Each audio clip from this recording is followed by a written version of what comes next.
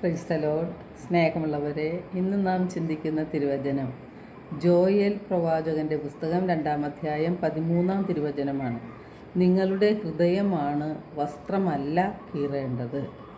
അപ്പോൾ നമ്മുടെ ഹൃദയത്തിൻ്റെ വിശുദ്ധീകരണം ആവശ്യമാണ് എന്ന് കർത്താവ് അരുളിച്ചെയ്യുകയാണ്. ഉൽപ്പത്തി 6:5 ഇപ്രകാരമാണ് നാം കാണുന്നത്: ഭൂമിയിൽ മനുഷ്യൻ്റെ ദുഷ്ടത വർദ്ധിച്ചിരിക്കുന്നുവെന്നും അവൻ്റെ ഹൃദയത്തിലെ ചിന്തയും ഭാവനയും എപ്പോഴും ദുഷിച്ചത് മാത്രമാണെന്നും കർത്താവ് കണ്ടു. അതിനാലാണ് ജെറമ്യാ പ്രവാചകനിലൂടെ കർത്താവ് അരുളിച്ചെയ്യുന്നത്: നിൻ്റെ ഹൃദയത്തിൽ നിന്നും ദുഷ്ടത കഴുകിക്കളയുക, എന്നാൽ നീ രക്ഷപ്പെടും.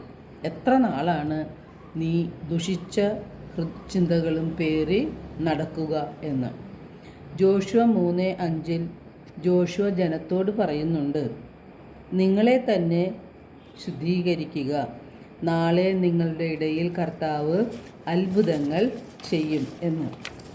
അപ്പോൾ നമ്മുടെ ഹൃദയം കീറണമെന്ന് പറഞ്ഞാൽ നമ്മുടെ ഹൃദയത്തിൽ നാം സൂക്ഷിക്കുന്ന വെറുപ്പും വിദ്വേഷവും അഹങ്കാരവും പ്രതികാര ചിന്തകളും ജഡിക മോഹങ്ങളും ആസക്തികളും അങ്ങനെ എല്ലാ തിന്മകളും നമ്മുടെ ഹൃദയത്തിൽ നിന്നും നാം നീക്കം ചെയ്യണം എന്നാണ് തിരുവചനം നമ്മെ ഓർമ്മിപ്പിക്കുന്നത്.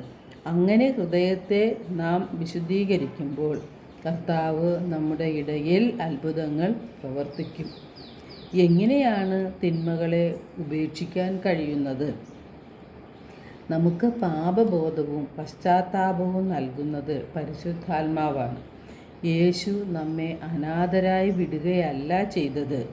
നമുക്ക് നിത്യ സഹായകനായി പരിശുദ്ധാത്മാവിനെ നൽകിയിട്ടുണ്ട്. ഈ ആത്മാവിൻ്റെ പ്രേരണകളനുസരിച്ച് നാം ജീവിക്കുമ്പോൾ തിന്മകളെ ഉപേക്ഷിക്കാൻ നമുക്ക് കഴിയും. നമ്മുടെ ഹൃദയത്തെ നവീകരിക്കുമ്പോൾ നമ്മുടെ ശിലാഹൃദയം മാറി മാംസള ഹൃദയമായി മാറും. എസെക്കിയേൽ 36:26 തിരുവചനത്തിൽ കർത്താവ് അരുളിച്ചെയ്യുന്നു: ഒരു പുതിയ ഹൃദയം നിങ്ങൾക്ക് ഞാൻ നൽകും.